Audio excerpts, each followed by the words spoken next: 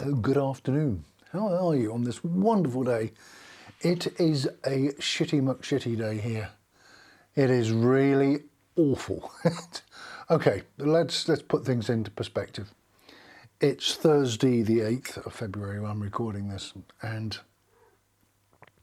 sorry, I've just been distracted by turmeric or munchkin or whatever you want to call her, nasty.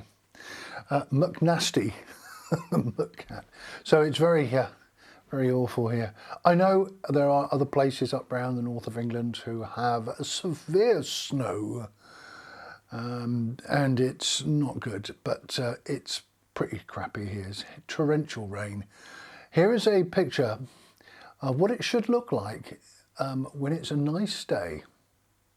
And here's another one, what it's like out there just before the rain. You can see the clouds over there, and it is just across the hills. Ooh. Anyway, so good afternoon to you. It is a beautiful day here in the city. Oh, let me just move my, there we go. So I've just slidden down in the chair. It is a beautiful day here in the Sid Valley. Well, it is above the clouds anyway. A couple of times I remember when I was living up in London, I have a pilot's license and an instrument rating, and I used to go flying all the time.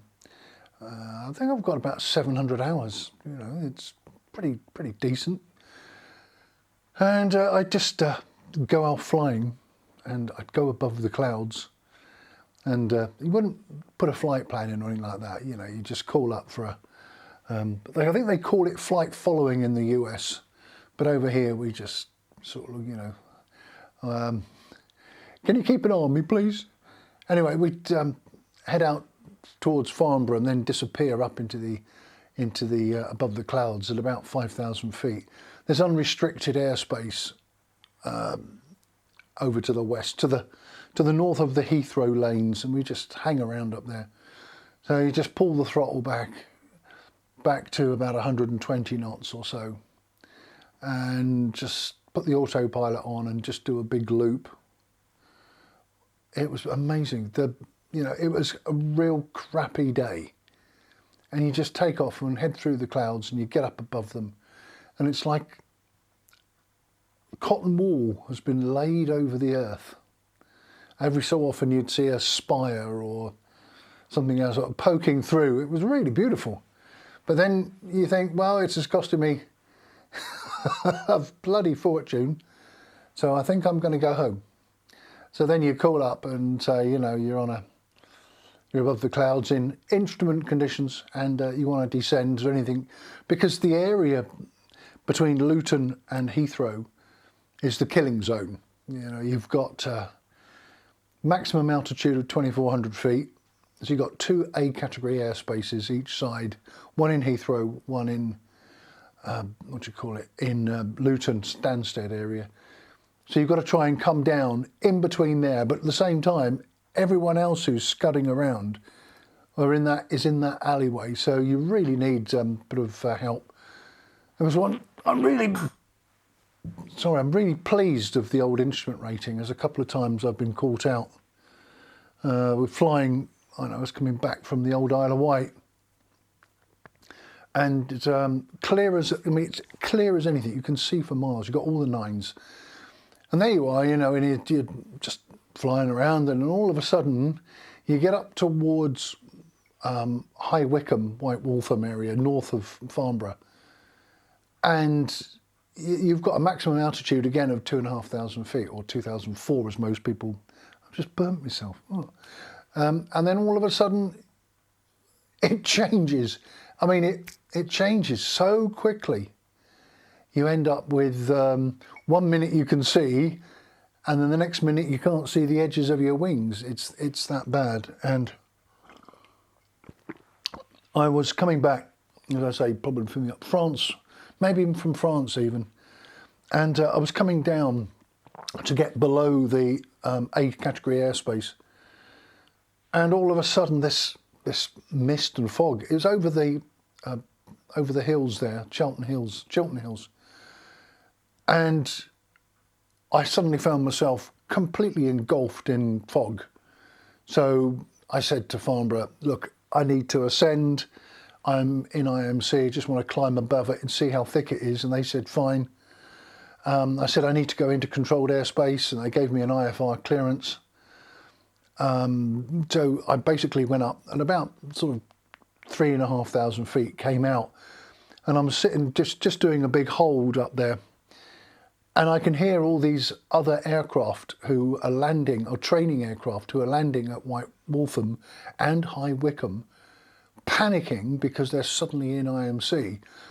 You know, especially when you've got a low time pilot. You know, you've got somebody who's just passed their test, maybe 80, 90 hours of total time, and all of a sudden they're caught in this pea super. You know, and what do? You know, you just descend and you can't do anything. So I called up Farnborough and said, look, I'm above the clouds at about 3,500. I'm going to descend now. I'm going to go over to Northolt, RAF Northolt, and run the ILS. But so I started on, that was my intentions, because then you've got, I don't know, 2-3 miles between RAF Northolt and Denham. And I was going to scud it at about 500 feet. Scud running. You know, when you come below, then you're just scudding below the clouds.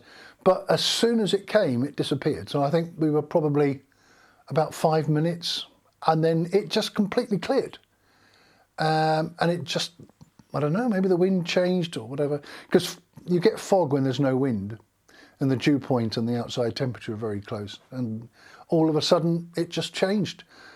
And I was very lucky having an instrument rating, so came down and landed at Denham, and immediately was set upon by the chief flying instructor from the other flying school. What's it like? You know, how's it like? And we were explaining the problems that we've got with the clouds. Oh, this chair is a bit squeaky. There we go. But it's one of those things. One of my instructors got was pulled up by the CAA, the Civil Aviation Authority, because he clipped the A air zone. You've got these the A category air zone around Heathrow, and he sort of went across it by about a mile. And yeah, he got a strike against his licence. That wasn't very good. Oh gosh, I love my tea. So right, no more talks about flying. And I could talk forever about flying. So what's happened around here? Actually, not a lot, actually. There's a lot going on, but we have a town councillor. So yesterday was one of those days where it's been really crappy. I've just looked at the light again. Sorry about that. We have a town council here, and they're really nice. You know, most of them are nice. But there's one lady who is not nice. I'll just use that one rather than say anything else. They always say if you can't say anything nice, don't say anything. So, and I run the community centre along with the radio station's in the community centre. So there I am, and about 2 months ago she turned up and just walked in and said, I'm on the town council, I demand access to this building. Well, the shell is owned by the town council, everything inside it is owned by my company, or the CIC, Company of Community Interest. So we showed her around, and she demanded access to the children's centre. Now you've got to be DBS cleared to go in there. So I said, well, I'll escort you in. So I took her in, and then she's rude to one of the ladies in there. So I thought, well, that's it, you've got to go now. And she did it yesterday behind my back, Wednesday. Today's Wednesday, so she did it on Tuesday. Demanded access. So when I wasn't there, she demanded access, showing her town council pass, and demanded access into the children's centre on the pretense that she was checking for suitability to put the youth club here. Now, we don't want the youth club in the community centre. Don't want that. So she started being rude and obnoxious, obtuse. She's being very obtuse to the ladies from the company that runs the children's centre. They do all the assessments of the kids and stuff. And the ladies put a complaint into me. They said, what on earth is going on? and she was rude, and all of a sudden we had an emergency meeting between the other directors, and this lady is now barred. So there was lots of emails going forward, backwards and forwards between myself and the wonderful town clerk. But yeah, this councillor, completely and utterly over the top. I'm a town councillor, I demand access. No. I'm a town councillor. No, you're just an elected representative. Now, I have been following some of the things going on in the States, and there is a mayor called Tiffany, and she's just spending everything on herself. Fine dining, trips to Las Vegas. It looks like, and I'm not saying she has, allegedly, I think I'll use the word allegedly, has set up a cancer charity, which may be bogus, and so all these people are donating to it, and, well, they haven't seen the money yet. So in the States, they have to file these tax forms, and nothing's been filed, and I think the feds are now starting to get a bit annoyed. Now, I've been to the States many times. I've got a B1, B2 visa, which I shan't explain, but I do have a B1, B2 visa. So I can go in and out of the States and go in there for 6 months at a time. Now, if you go to the States, you get the green travel waiver. You know, it's a bit of paper about that big or so. And one of the questions is, have you ever been arrested? Not have you ever been to jail, have you ever been arrested? And unfortunately, I have. I got some people beat me up one day and then complained that it was me who'd done it. Although all the witnesses said no, it was they did anyway. So I got arrested, and the police then just said no, we're not going to take this any. Well, we went to court, but they dropped the case when it got to court because all the witnesses are on my side. Prosecution witness, did you see? Oh yeah, those guys over there beat him up. Just attack that poor guy. Oh, no further questions. Sorry, my cat is wandering around the tripods. So I've always been honest. So you can't travel under the visa waiver scheme if you have been arrested. Not been to court or gone to jail, it just says arrested. Which, you know, I always wonders how Prince Harry got in the US when he had taken drugs and been arrested, but there you go. So there I am, I go to the States and I've got a B1, B2 visa, and I'm standing in the queue waiting to get into the immigration. And the guy was a couple of lines down. I don't know if you've ever been to the States, but they have these long lines and you go up and they stamp your card and stuff. And he said something, and the next thing you know, he's getting all upset. What do you mean I can't go in? My wife and kids are inside. And everyone starts, and he said, sir, you have been arrested. He said, yeah, I never went to prison. He said, sir, you've lied on your forms. It says on your forms that you've never been arrested. But I've never been. He said, no, you can't come in. And that was it. He says, you're now going to be put back on a flight. You can't argue with the TSA over in the States, or the Customs, or whatever you want to call them, Transport and Security Administration. If they say you can't come in, you don't go in. And he was getting all abusive because his wife and kids had gone in and stuff. And there was another time, a few years later, there was a Muslim guy, and he had his family, and they were going into the States. And there was a lady in a complete burqa, and the guy, he said, I need to see your face. No. He said, no, I need to see your face. You're not coming in unless I see your face. I demand a woman. No, they're all guys here. If you don't show me your face, I'm not letting you in. And then the guy came over, and the husband started mouthing off. Guess what happened? They didn't come in, they all went back, and that was it. They were taken away, and I think they were put back on a flight, and that was it. And when I went through the other side and came out into the airport, there was all these people waiting for them, and they were like, they're not coming, they've been kicked out. Oh. Sometimes you think, I wonder what our customs would be like if that was the same here. I can't see, oh, that's all right, you can come in. Right, sorry, my cat's being a pain. I've evicted her from the chair, haven't we? Yes, we've evicted you.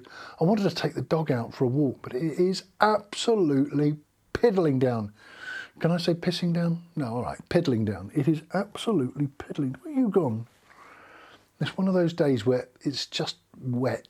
Mind you, when I think about it, do I really want to be up north of England in the snow? There's about 20 degrees difference between north of Scotland and down here. 25, I think the Met Office said. It's just, but the whole area, I mean, we've got rain now all the way through till tomorrow midday, I think. Oh, wind, rain, and that's out, that's inside, never mind outside. So, what you up to? You can leave me a message, by the way, and I'll respond. I think the thing is like and subscribe. But I don't think we've got many subscribers, so I'm not really bothered if you don't or not. It's not like I make any money from this. No, it's just to chat to you on a, sort of sometime during the week, and I'll post it on a Friday. Gunmetal. I've got a bracelet. It's gunmetal. It's really nice. Thank you. So let's see. There's nothing else happening around here. It's a really boring week, actually. This is one of those weeks where you think something's got to happen, and it does, as I've already told you. That's the gunmetal, but it's fine. We're in flux at the moment. I've decided to get a new camera. I'm going to buy one of these red Komodos. So my 4K camera will be upgraded to a 6K camera, and hopefully, and I'll do some more shots once it gets a bit lighter, and I'll do some more shots around the area because it is really beautiful, especially when the sunset comes in. They've got some really nice sunsets. I'm going to put one on at the end of this so you can see it. And I've done some animations and stuff and fireworks. And yeah, well, that's it, really. I hope you're having a good week. We're 18 minutes into this, and I'm, past the bits that I cut out. And so I wish you well. And if you've got anything you want me to discuss, maybe another flying story. I've got loads of those. Yes. Well, all of a sudden, when my engine decided it didn't want to play anymore, and I'm at 9,000 feet, heading towards Poland. My fault completely. I put the wrong tank on. Never mind. So until next time, this is young Bob, not the old Bob, the young Bob signing out.